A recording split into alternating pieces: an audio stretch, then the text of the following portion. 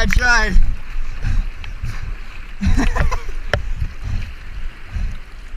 You good? I tried to flip you. I failed.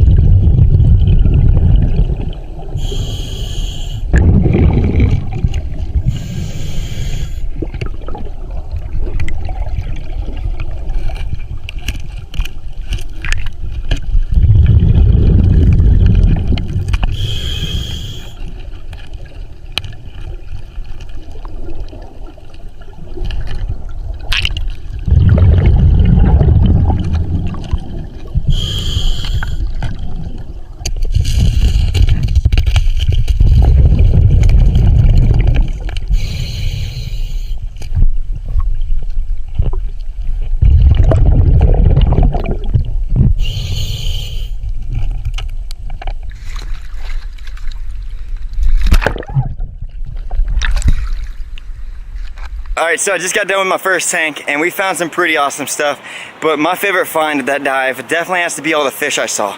I saw seriously thousands and thousands of shad. It was so beautiful, man. I even caught a couple with my bare hands, but check this out.